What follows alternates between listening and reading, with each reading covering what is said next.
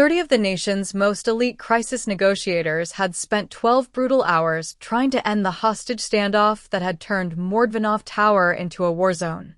30 brilliant tacticians, FBI hostage rescue specialists, ex-military SWAT commanders, criminal psychologists with decades of experience, armed with thermal imaging, psychological profiles, and encrypted communication systems. And not a single one could convince the armed gunmen on the 47th floor to release their 6 captives. The executive boardroom, with its floor-to-ceiling windows overlooking Manhattan, had become a tomb of shattered glass, overturned furniture, and broken promises. Then, a 34-year-old cleaning lady with a mop bucket slipped past the police barricade and ended the crisis in 60 seconds. Sharon Hernandez was nobody. A single mother drowning in poverty, working the graveyard shift just to keep her teenage son's college dreams alive, living in a cramped 2-bedroom in Queens where gunshots were the neighborhood lullaby. She had never finished her associate's degree when medical bills crushed her life under their weight. She was invisible. The kind of person armed men looked right through without seeing, the ghost who emptied their trash and cleaned their blood without anyone remembering her name. But when her ears caught the sound of Russian voices, thick with desperation, cracking with fear, coming from behind those barricaded doors, something clicked. In exactly 60 seconds, while still gripping her mop handle with one hand, she spoke words in fluent Russian that cut through 12 hours of failed negotiations and brought 6 armed men to their knees in surrender. She had no idea that watching her from a hidden security bunker 3 floors below, his ice-blue eyes tracking her every step through a wall of surveillance monitors, was Gordy Mordvinov himself, the Siberian Wolf. The most ruthless and feared Russian mafia boss on the East Coast, a man whose empire was built on bodies buried in the foundations of the very tower she cleaned. A man whose name could empty a restaurant in seconds. Gordy emerged from the elevator bank, his $1,000 Italian shoes clicking against the marble floor, still wet with hostages' tears. The FBI agents parted like the Red Sea as he approached, none daring to meet his eyes. "Who authorized this woman to enter my building during an active crisis?" His voice was cold as Siberian permafrost, the accent thick and deliberate, not a question, but an indictment. Sharon turned from where she stood with Alexei, the lead gunman she'd just convinced to surrender. She was still holding her yellow rubber gloves, her cleaning cart abandoned near the shattered boardroom doors. Her heart hammered against her ribs as she looked into the coldest blue eyes she had ever seen in her life. "I'm so sorry, Mr. Mordvinov. I know I shouldn't have, I just heard them speaking Russian and I thought." She stopped, realizing how insane it sounded. How insane she must look standing there in her faded cleaning uniform with the Mordvinov Tower logo peeling off the pocket. "You thought what?" Gordy stepped closer, his massive frame blocking out the emergency lights behind him. "That you could succeed where the FBI failed? That you, a janitor with a bucket, could save lives that trained negotiators had already written off?" Sharon swallowed hard, knowing she had crossed a line that people don't cross and live to tell about. "No, sir. I heard him talking about his daughter. Her name is Katya. She's 6 years old and sick back in Vladivostok. And I thought, if someone just spoke to him like he was a father instead of a terrorist." Gordy raised one hand. Silence fell across the entire floor. Even the FBI agents stopped breathing. "How do you speak Russian?" "My grandmother. She raised me after my parents died. She was from Moscow and—" "What did you say to him?" Sharon glanced back at Alexei, who was now in handcuffs, but watching her with something like gratitude in his broken eyes. "I told him that Katya needed her father alive. That dying in New York wouldn't pay for her medicine. That there were other ways. Better ways." Gordy stood motionless, a stone statue in a 3-piece suit. In 20 years of building his empire on fear and calculated violence, no one had ever walked into his territory and demonstrated that mercy could be more powerful than bullets. Especially not someone still wearing latex gloves and smelling like industrial floor cleaner. He pulled out his phone and dialed without breaking eye contact with Sharon. Dimitri, come to 47 now. Less than 2 minutes later, the elevator doors opened and a man built like a Soviet tank stepped out. Dmitry Volkov, Gordy's enforcer, the living nightmare that made even other criminals check under their beds. His face was a roadmap of violence, scars intersecting scars. Find out everything about this woman, Gordy ordered in Russian, assuming Sharon wouldn't understand. Where she lives, who she loves, what she fears. I want her entire life mapped by sunrise. Sharon's blood turned to ice. She understood every word. Dimitri's eyes swept over Sharon with the cold assessment of a predator sizing up prey. He nodded once and pulled out his phone, already making calls as he walked away. The FBI agents were escorting the surrendered gunman toward the elevators. The crisis was over. The building would be cleared within the hour. But Sharon stood frozen, understanding that while she had saved 6 hostages, she had also just become visible to the most dangerous man in New York. And invisibility had been the only thing keeping her alive. Gordy leaned closer, his voice dropping to a whisper that somehow felt more threatening than his earlier coldness. You will come to my office tomorrow at 8 p.m. The penthouse level. Do not make me send someone to find you. Just 7 words. But Sharon understood that this was not an invitation. It was a summons from a king to a subject who had accidentally proven she could do something his entire empire could not. I have to work tomorrow night, Sharon heard herself say, the words escaping before her brain could stop them. My son needs. Your son Miguel, Gordy interrupted, and Sharon's world tilted sideways because he shouldn't know that name. Age 16. Junior at Forest Hills High School. Wants to study engineering at NYU. He already knew. Dimitri had been making those calls for less than 3 minutes, which meant Gordy had been watching her long before tonight. Long before she walked past the barricades. 8 p.m., Gordy repeated. Don't be late. Then he turned and walked toward the private elevator, his security detail materializing from the shadows to surround him. The doors closed on his ice blue stare, and Sharon was left standing in the ruins of a crisis she had ended, wondering if she had just saved 6 lives or destroyed 2, her own and Miguel's. Behind her, one of the FBI agents finally approached, his badge reading Commander Phillips. Ma'am, we're going to need you to come with us for debriefing. What you did here was unprecedented. Sharon barely heard him. Her mind was racing through the implications of Gordy knowing Miguel's name, his age, his dreams. She thought of her son safe at home, probably asleep with his headphones on, completely unaware that his mother had just walked into a world where people don't get second chances. Ma'am? Commander Phillips touched her shoulder gently. Sharon turned to him, and for the first time since this nightmare began, she let herself feel the full weight of her terror. Am I in danger? Phillips looked toward the elevator where Gordy had disappeared, then back at Sharon. His expression told her everything she needed to know. I honestly don't know, he admitted. Gordy Mordvinov doesn't usually let witnesses walk away. But he also doesn't usually let them walk into his crises and solve them. You're in uncharted territory. Sharon thought about Miguel's college applications sitting on their kitchen table. About the scholarship essays he'd been writing, dreaming of escaping queens and building bridges, designing buildings, creating things that would last. About how one moment of courage had just put all of that at risk. I need to go home, she whispered. We need your statement first. It won't take long. But as Sharon followed Commander Phillips toward the FBI's makeshift command center, she knew that not long was a luxury she no longer had. The clock was already ticking on whatever Gordy wanted from her. And in her experience, when powerful men wanted something from invisible women, it was never anything good. Sharon Hernandez had perfected the art of being invisible. In 3 years of working the graveyard shift at Mordvinov Tower, she had learned that powerful people only noticed you when you made mistakes.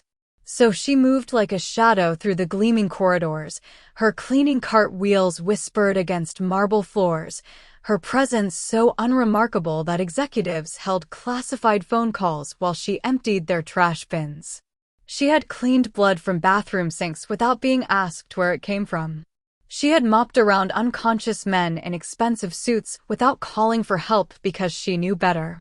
In this building, curiosity was a death sentence, and Sharon had a 16-year-old son who needed his mother alive. It was 2:47 a.m. when she pushed her cart out of the bathroom on the 44th floor, her back aching from 6 hours of scrubbing toilets and polishing glass. 3 more floors to finish before her shift ended at dawn. 3 more floors and she could go home to Queens, make Miguel breakfast, and watch him leave for school before she collapsed into bed for 5 hours of dreamless sleep. This was her life. Invisible, exhausted, and survival measured in hourly wages that never quite stretched to the end of the month. The elevator doors opened on 47, and Sharon immediately knew something was wrong. The lights were still on in the executive boardroom, which never happened at this hour. Voices drifted down the hallway, tense, urgent, speaking in rapid Russian. She hesitated, her hand hovering over the cart handle. The smart thing would be to skip this floor entirely, come back tomorrow when whatever meeting was happening had ended. But her supervisor would check the logs, and skipped floors meant written warnings, and 3 written warnings meant termination. She needed this job. Miguel's college applications were due in 6 months. Sharon pushed her cart forward, moving quietly toward the supply closet at the far end of the hall. She would restock her cleaning solutions, maybe mop the elevators, stay far away from whatever was happening in that boardroom. But as she passed the conference room doors, she heard something that made her blood freeze. The distinctive metallic click of a gun being chambered. Then a woman's scream, cut short.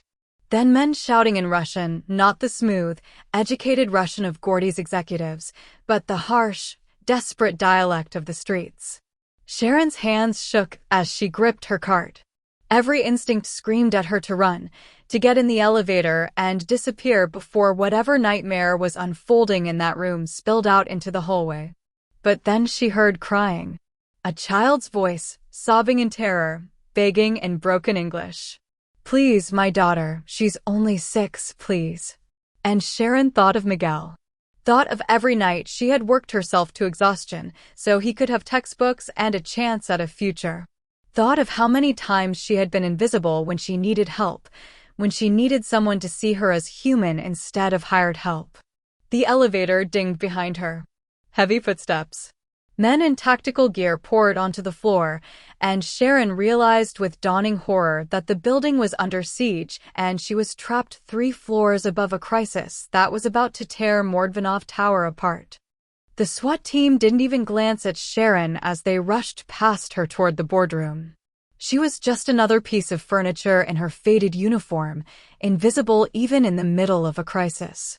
An FBI agent in tactical gear grabbed her arm roughly, pulling her away from her cleaning cart. Ma'am, we need to evacuate this floor immediately. There's an active hostage situation. Sharon let herself be guided toward the stairwell, her heart hammering so hard she could barely hear the commands being shouted around her. But just before the stairwell door closed, she heard it again, that voice crying about his daughter. The words were clearer now, desperate and breaking. Katia needs her medicine. They said they would kill her if I don't do this.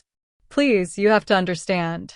The FBI agent pushed Sharon through the door, but she planted her feet, resisting. Wait. Those men in there, they're speaking Russian. They're talking about their families.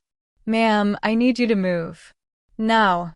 But Sharon's grandmother's voice was flooding back to her, the language she had spoken every day until the old woman died when Sharon was 17. She had lost it over the years, buried under English and survival and the exhausting machinery of American poverty. But now it came roaring back, sharp and clear. She was herded down to the 42nd floor where the FBI had established a command center in an empty conference room. Monitors displayed thermal imaging of the boardroom above. 6 heat signatures huddled in the corner, hostages. For signatures moving in controlled patterns, gunmen. Sharon stood against the wall, forgotten again, as the professionals worked. For the next 8 hours, she watched them fail. She watched negotiators with PhDs in psychology try to establish rapport through the intercom system. She watched them offer food, offer safe passage, offer everything except what those men actually needed. The negotiations went nowhere because the FBI was treating them like terrorists with an ideology to defend, when Sharon could hear in their voices that they were something far more dangerous, fathers with nothing left to lose. Around 11 a.m., one of the gunmen started talking again, his voice cracking with exhaustion. Sharon edged closer to the monitor, straining to hear. He was speaking to someone inside the room, another gunman, and his words were so raw with desperation that Sharon felt them in her chest.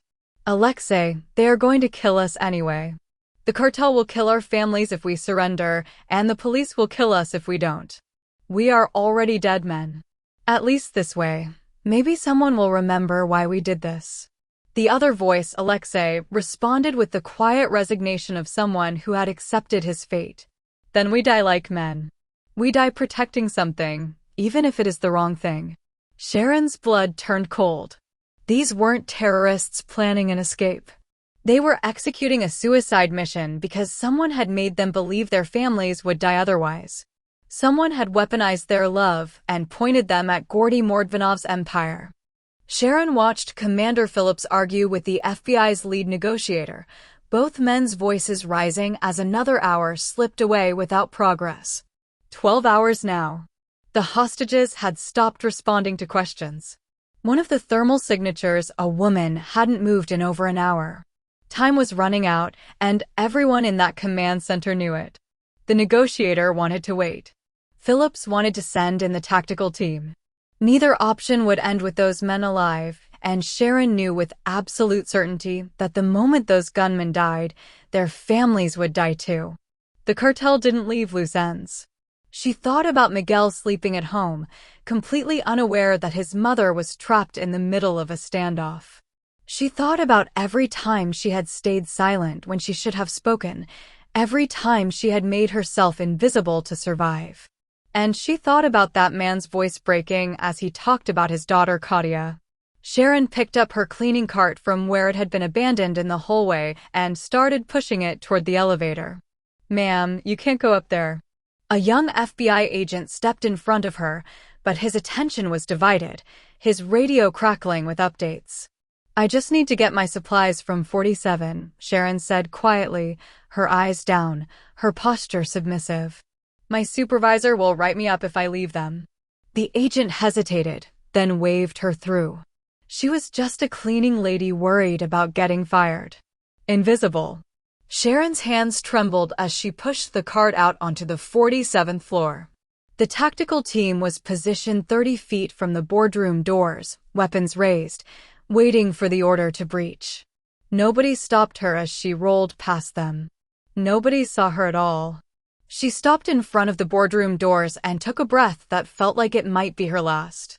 Then she knocked 3 times, gentle and deliberate. The room went silent. She could feel guns pointing at the door from both sides. "Alexei," she called out in Russian, her grandmother's accent thick in her mouth. "My name is Sharon. I am not police. I am just a cleaning lady who needs to talk to you about Katia." 15 seconds of silence that felt like drowning. Then a man's voice, rough with suspicion. "How do you know my daughter's name?" "Because I heard you talking about her. About her medicine. About how she is 6 years old and sick in Vladivostok." Sharon pressed her palm against the door. "I have a son. His name is Miguel. He is 16. And I would do anything to protect him. Even die. I know you understand that. Go away before we shoot through this door." "The medicine Katia needs, is it for leukemia?" Sharon guessed, her heart pounding. She heard Alexei's sharp intake of breath. "Because Miguel's father died of leukemia when Miguel was 2. I know how expensive the treatment is. I know what it feels like to be drowning." Another silence. Then the sound of locks turning. The door opened 6 inches, and Sharon found herself staring into the barrel of a gun held by a man whose eyes were red from crying. The FBI agents swarmed the boardroom within seconds of the gunman's surrender, but Sharon barely registered the chaos around her. Her legs were shaking so badly she had to lean against her cleaning cart to stay upright. Alexei had looked at her with something like hope when she promised to help him find another way, and now she had no idea how to keep that promise. She was nobody. A cleaning lady who barely made rent. What could she possibly do against a cartel that trafficked in human lives?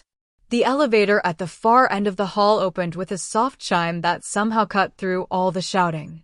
The tactical team went silent.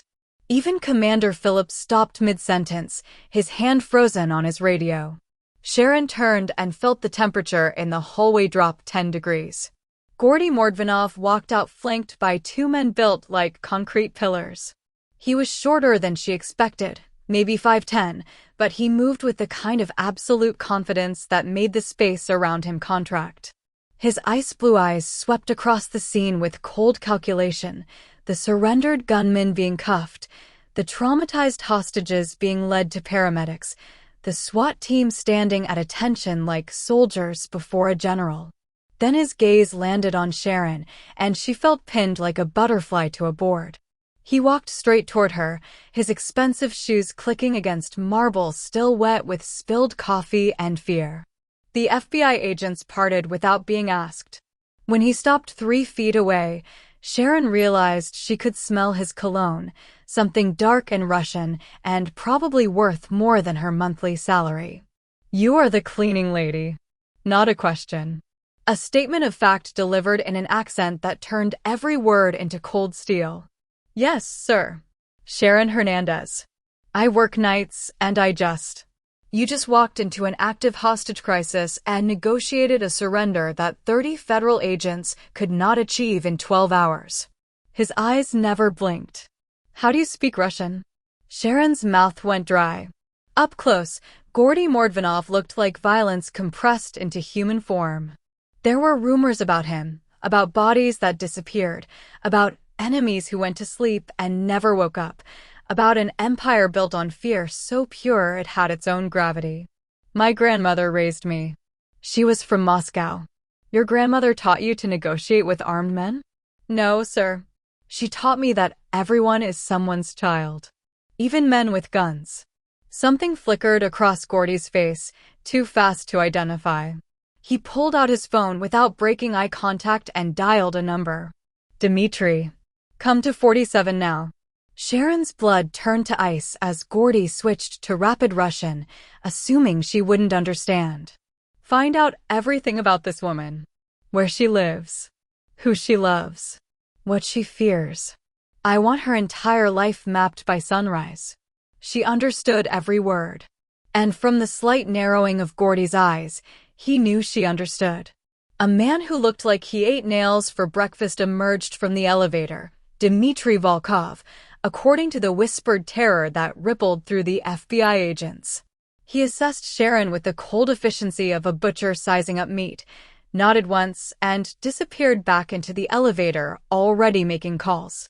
Sharon never made it to Gordy's 8 p.m. meeting. At 3:45 that afternoon, while she sat in Miguel's school counselor's office discussing his college applications, her phone exploded with notifications. Texts from neighbors.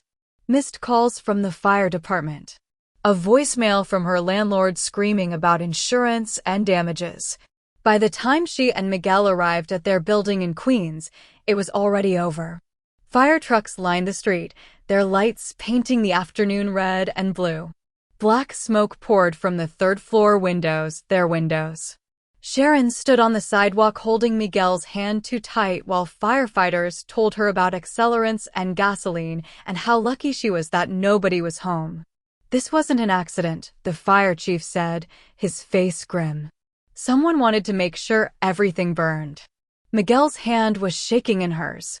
All his college applications, his laptop with 4 years of schoolwork, his father's watch, the only thing he had left of the man who died when Miguel was too young to remember his face. Gone. Everything gone. Mom, what's happening? Miguel's voice cracked on the last word. Why would someone do this? Sharon didn't have an answer that wouldn't terrify him more. She pulled him close, breathing in the smell of his cheap drugstore shampoo, and tried to figure out where they would sleep tonight. Her savings account had $237. Not enough for a security deposit. Not enough for anything. A black SUV pulled up to the curb with windows tinted so dark Sharon couldn't see inside. Her stomach dropped. She knew that car. She'd seen it idling outside Mordvinov Tower 100 times. The back door opened and Dmitri stepped out, his scarred face impassive. Mrs. Hernandez. Mr. Mordvinov sent me to collect you. We're not going anywhere with you. Sharon pulled Miguel behind her, ready to run even though she had nowhere to run to. The Alvarez cartel burned your home. Dimitri's voice was flat, delivering facts without emotion. They sent 3 men. We stopped 2 of them before they could finish the job. The 3rd one escaped and reported back that you survived. They will try again. Probably tonight. Sharon's vision tunneled.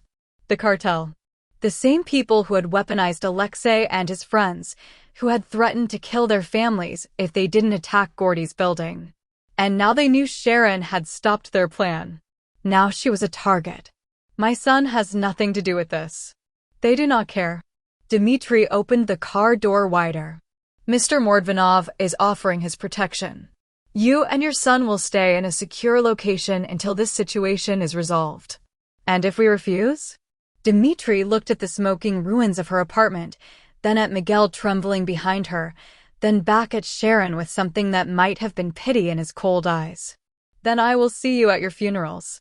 Sharon thought about the promise she'd made to Alexei, about how she'd told him there was another way, a better way than violence and death. But standing there with everything she owned reduced to ash and her son's hand shaking in hers, she realized that sometimes there is no good choice. Sometimes you just pick the monster who might let you live.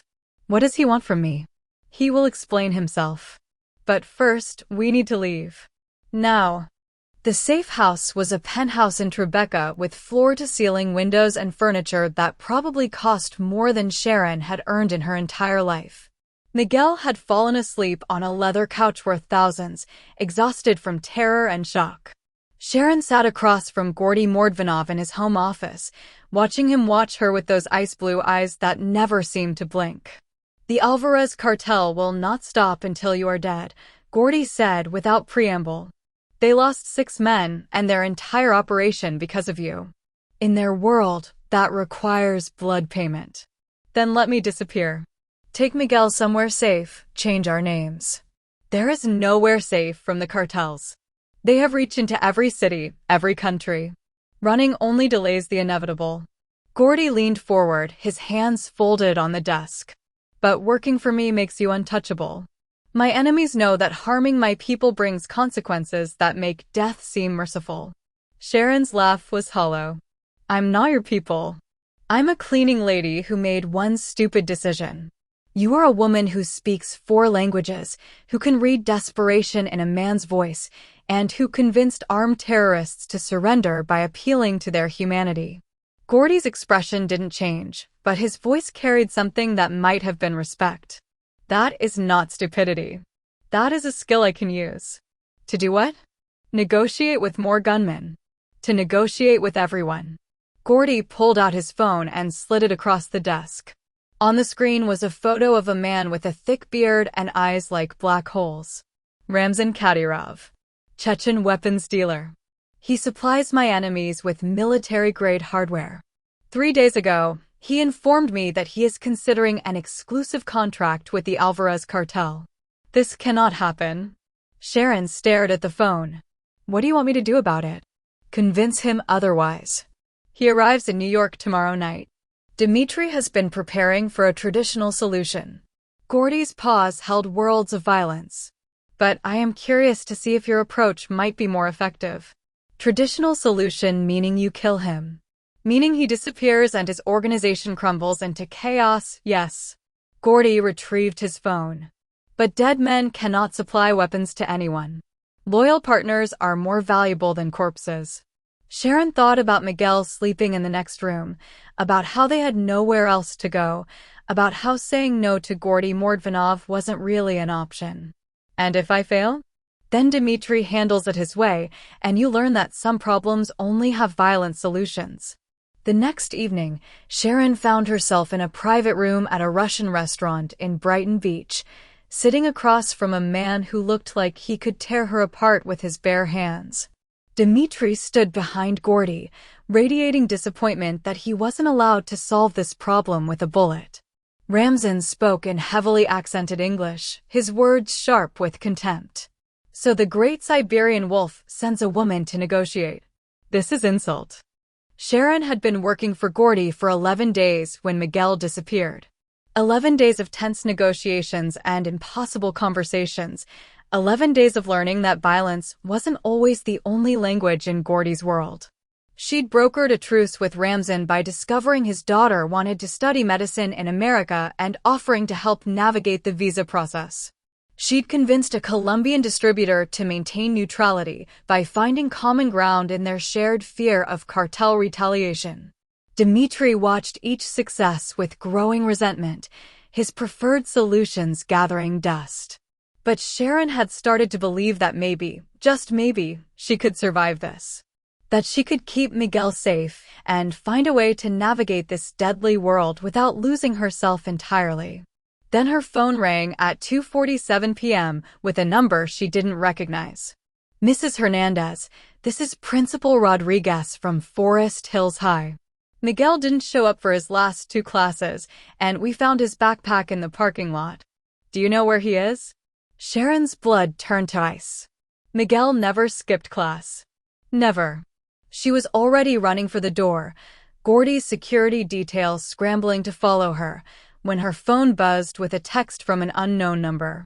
The photo showed Miguel zip-tied to a chair in what looked like a warehouse basement. His face was bruised, blood trickling from his nose. The message below was short and efficient. You have something that belongs to us. We have something that belongs to you. Let's trade. Sharon's hands shook so badly she almost dropped the phone. Gordy took it from her gently, his face hardening as he studied the image. This is not the cartel style. Too sloppy. Too emotional. He zoomed in on the background, his eyes narrowing. That's NYPD evidence tape. This is someone with access to police facilities. Dmitri appeared in the doorway, his phone already to his ear, barking orders in Russian. Within minutes, Gordy's network was moving, hackers tracing the photo's metadata, informants making calls, money changing hands for information. Sharon couldn't breathe. Couldn't think past the image of Miguel's terrified eyes and the blood on his face. We have to give them what they want. Whatever they want. What they want is you, Dad. Gordy's voice was cold fact. The moment they have you, they kill you both. Her phone buzzed again. This time it was a video call.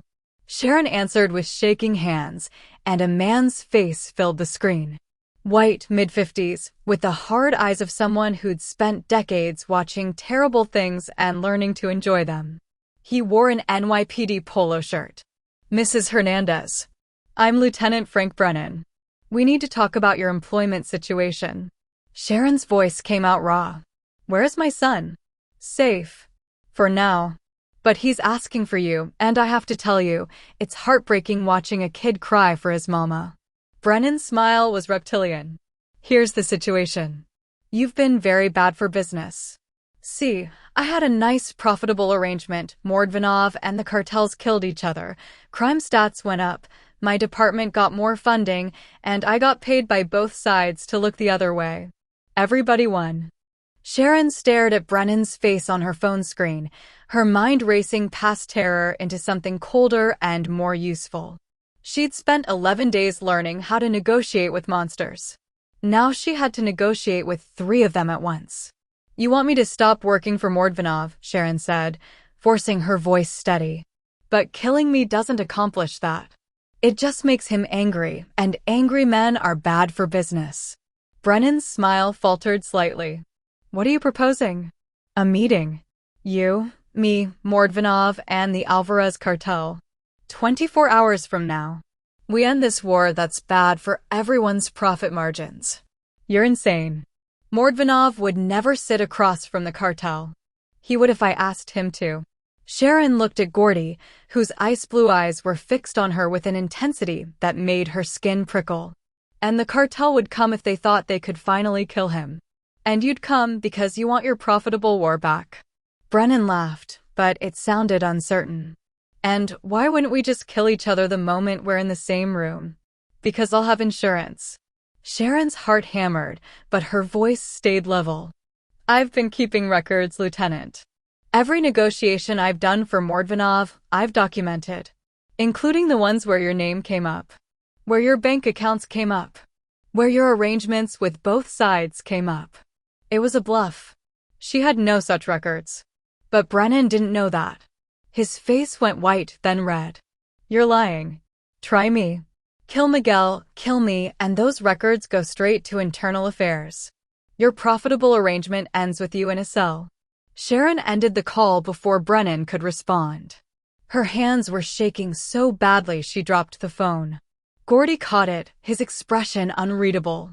That was either very brave or very stupid. He handed the phone back to her. You do not actually have these records. No, but he doesn't know that. And now we have 24 hours to make it real. Dmitri made a sound like a growl. This is insanity. You cannot put the Pakon in a room with his enemies and expect. Shut up, Dmitri. Gordy's voice was soft, but Dmitri went silent immediately. Sharon, explain your plan. She took a breath that felt like swallowing broken glass. For the past 11 days, I've been learning about your world. About who pays who owes who's actually loyal and who's just pretending. And I've been keeping notes. Not to betray you, she added quickly, seeing Gordy's eyes narrow. To protect myself. To understand the game. And now you want to use those notes against a corrupt cop. I want to use them to save my son. Sharon's voice cracked. Brennan thinks he controls this situation, but he's wrong. He needs the war to continue. The cartel needs weapons and territory. You need the cartel to stop attacking your operations. Everyone has something to lose, which means everyone has a reason to negotiate. The warehouse on the waterfront smelled like rust and old blood. Sharon stood in the center of the empty space, watching 3 separate convoys arrive from different directions. Gordy and Dmitri came from the north with 6 armed men. The Alvarez cartel's leader, Carlos Alvarez himself, arrived from the south with his own security detail. And Lieutenant Frank Brennan came from the west in an unmarked NYPD vehicle, accompanied by 2 officers Sharon recognized from the hostage crisis. Miguel was with Brennan, still zip-tied, still bruised. Sharon's heart lurched when she saw him, but she forced herself to stay centered. She had one chance to get this right. Gentlemen, she said in English, then repeated it in Spanish and Russian. Thank you for coming. I know you all want to kill each other, but I'm asking for 20 minutes of your time before the shooting starts. Carlos laughed, a sound like gravel in a blender. The cleaning lady thinks she can negotiate with the cartels. This should be entertaining.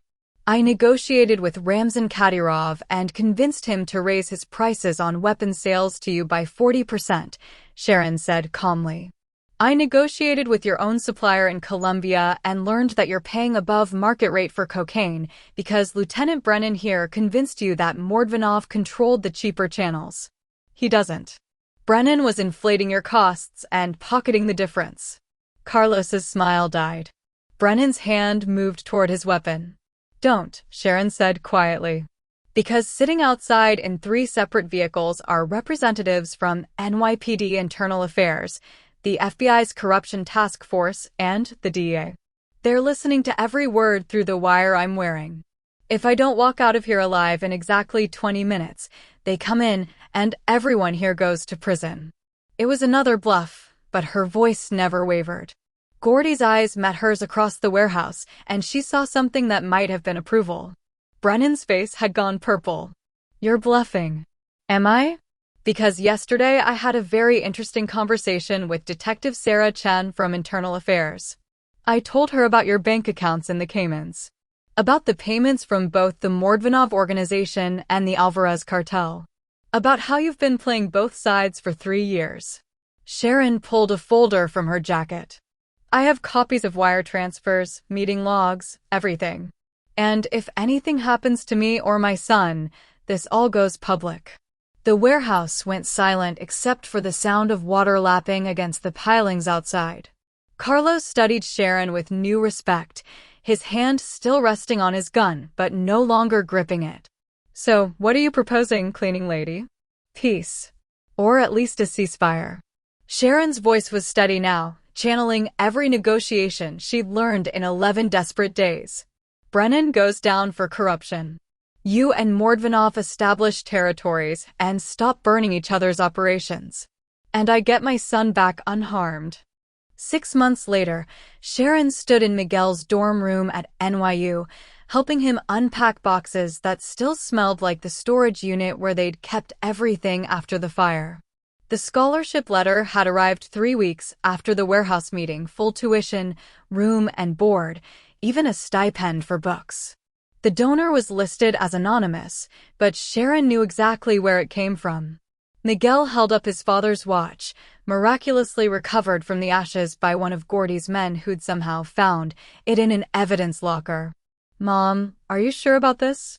About staying in that world? Sharon looked at her son, 17 now, taller than her, with his father's eyes and her grandmother's stubborn chin. He'd survived a kidnapping and watched his mother negotiate with killers, and somehow he'd come through it still believing in college applications and engineering dreams and a future that didn't involve violence. I'm sure, she said quietly. Someone has to remind them that there are other ways. But you're not like them. No. That's exactly why I need to stay. Sharon touched his face gently. Brennan's in prison. The cartel and Gordy have a truce that's held for 6 months. Alexei's daughter got her medicine, and he's serving time instead of being murdered by his own people. I can't save everyone, Miguel. But I can save some. And that matters. Miguel hugged her tight, and Sharon breathed in the smell of his cheap shampoo, grateful beyond words that she still could. Her phone buzzed as she left campus. A text from Dimitri, as concise as always, Pakon needs you. Brighton Beach. Now. Sharon took the subway to Brooklyn, her cleaning cart long abandoned, but her ability to move through the city invisibly still intact. She found Gordy in the back room of the same Russian restaurant where she'd negotiated with Ramzan, staring at a chessboard with pieces carved from what looked like bone. Sharon. He didn't look up. I have a problem. You always have problems. That's why you pay me. The corner of his mouth twitched, the closest thing to a smile she'd ever seen from him. The Belarusian Bratva wants to move into my territory. They are young, ambitious, and very stupid. Dimitri wants to go to war. And you? Gordy finally looked at her, those ice blue eyes holding something that might have been respect or might have been resignation. I want to know if there is another way. Because you have made me soft, Sharon Hernandez. You have made me wonder if every problem must end in blood. Sharon sat down across from him, studying the chessboard. There's always another way. The question is whether you're brave enough to try it. Brave. Gordy's laugh was dark. I have killed men for calling me a coward. I'm not calling you a coward. I'm asking if you're strong enough to choose mercy over violence. Because anyone can pull a trigger, Gordy. It takes real strength to walk away from the fight. Outside, the sun was setting over Brighton Beach, painting the sky in shades of fire and blood. Inside, the Siberian wolf and the cleaning lady sat across from each other, and for the first time in his brutal life, Gordy Mordvinov considered that maybe power didn't have to sound like gunshots. Maybe it could sound like a woman's voice, steady and unafraid, reminding him that he was more than the monster everyone feared. Sharon pulled out her phone and started making calls. There was work to do, a war to prevent, lives to save. She was nobody, just a cleaning lady from Queens who'd learned that the most dangerous weapon in the world wasn't a gun. It was the courage to speak truth to power, even when power could kill you with a word. Especially then.